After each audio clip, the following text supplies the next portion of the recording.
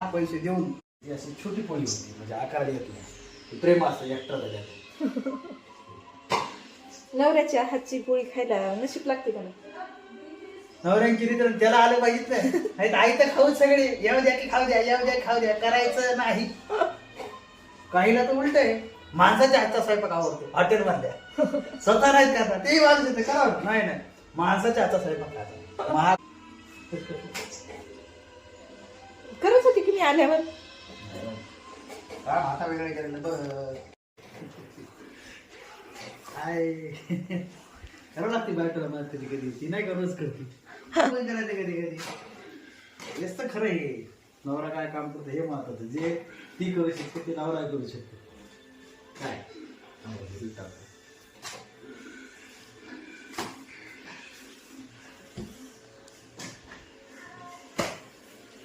जमतं की नाही? हा. आता हे सगळं उलट पाहून बऱ्याच जणांना आश्चर्य वाटेल, आणि आश्चर्य वाटायला नको बरं का, कारण बरेच दादा स्वयंपाक करत असतील आणि त्यांच्या घरी हे सगळं चलत असेल. पण आमच्या इथं आज झालं असं की मी अर्धवट स्वयंपाक केले आणि पार्लरमध्ये क्लायंट आलं म्हणून अर्जंट खाली गेले. क्लायंट झाल्याच्या नंतर वरती येऊन पाहते तर काय सरांचं जेवण झालं होतं आणि राहिलेल्या चपात्या ते टाकत होते. आणि मी म्हटलं मी टाकते, तर मला म्हणले नाही, आता मी गरम गरम जेवण केलंय, आता तू गरम गरम जेवण कर. यालाच तर खरं प्रेम म्हणतात. आता तुम्हाला याचं काय वाटतंय तर कमेंट बॉक्समध्ये मला नक्की सांगा. किती पासून स्वयंपाक केला तुम्ही? 6वी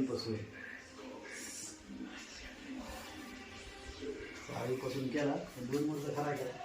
नंतर पुन्हा आई वडील एका ठिकाणी आले, पुन्हा त्यांनी केला. शिकलो 5वी पासूनच स्वयंपाक.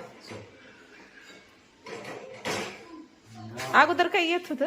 काय ती चुलीवर काय फक्त विश्वास की आपल्याला येईल.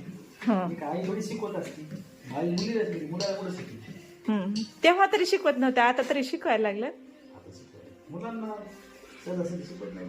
शिकवलं थोडंफार, काही ना काही निरीक्षण केलं, थोडंफार शिकवलं, सगळं केलं. त्याच्यामुळे बनते ना, कला आहे स्वयंपाक, ही कला आहे. लेडीजला अशी जेंट्स नसते,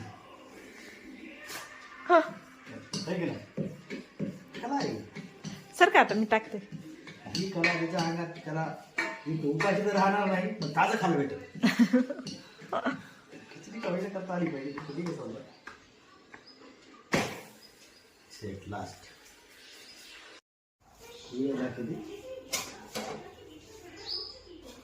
ओके.